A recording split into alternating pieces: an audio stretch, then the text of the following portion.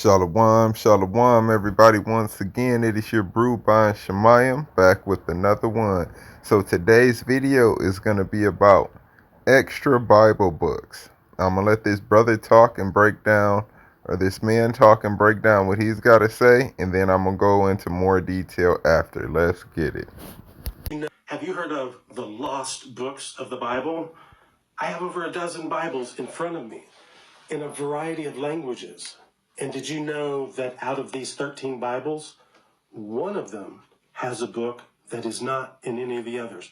What is that book and which Bible is that in? It is in this Bible right here that is from Ethiopia.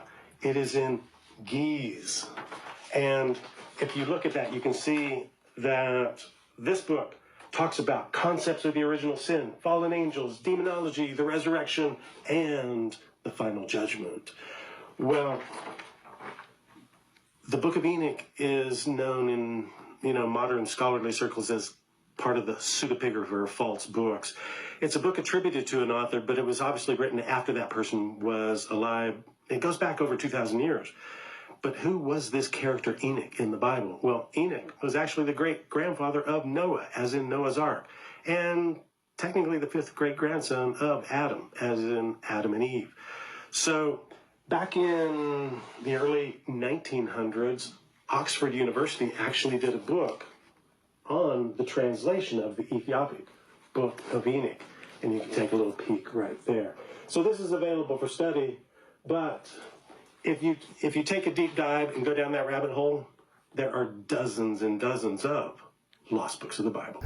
All right, so this is the first one that I recommend everybody have for sure. This is a King James Holy Bible 1611 version. It comes with books like the Maccabees and First Esdras, and then Second Esdras. And there's a lot of books in here that helps you get a fuller picture of the biblical story. All right, so this is the first one. The next one is the Book of Jubilees, which is really good. This is a great book. It goes through the Jubilees, helps you understand what a Jubilee is, so you can understand what Daniel is talking about. And I'm going into these books eventually, so I'm bringing them up. I would love for y'all to get them. They're great reads. It's important to know what a Jubilee is and how to keep the Sabbaths and how to keep the year, and that's all described in the Book of Jubilees. This next one is the Book of Yasher. This is a great book too. It helps put a lot of things in perspective. I always say this: the first 2,500 years of man is in Genesis, and it is one book. To have so much history put into it, it's the first 2,500 years of man, and then the last 3,500 years of man, including the prophecies of Christ, is coming as the whole rest of the Bible. Yasher helps put that into perspective, because with the Book of Yasher, you get to understand more in detail what happened the first 2,500 years of this planet. A more detailed breakdown of what was going on in Genesis.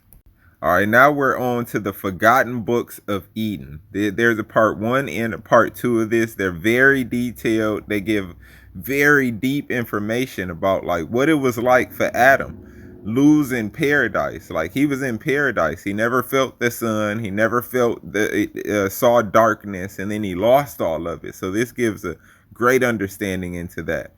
And there's plenty of books that come with this, right?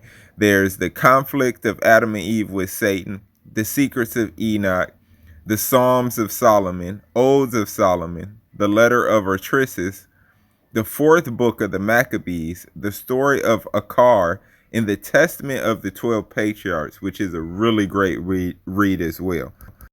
Okay, now that also has the Testament of the 12 Patriarchs, which is a really great read. It's kind of what the patriots, the 12 tribes of Jacob, wanted to tell their children to know about their lives and how they made mistakes, and how if they could, they would have corrected certain mistakes and things that they didn't believe was a mistake. Like when their sister had got married the man, or the man laid with their sister, then he came and wanted to marry them within the Bible.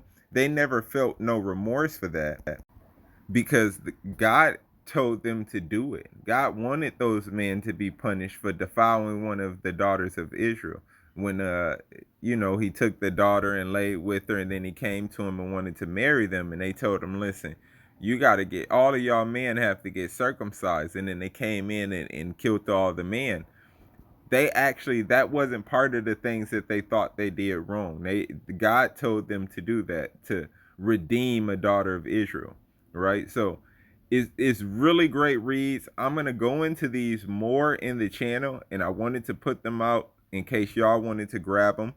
Therefore, everybody could have one in case they wanted to follow along when I'm studying it, or if they just wanted to read it and study it in their own spare time.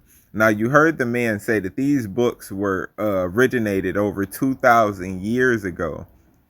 All right, and they were retranscribed, like rewritten after that. So I've heard a bunch of rumors from people saying that these books came out in the 1800s and the 1900s. No, they were translated into English around that time.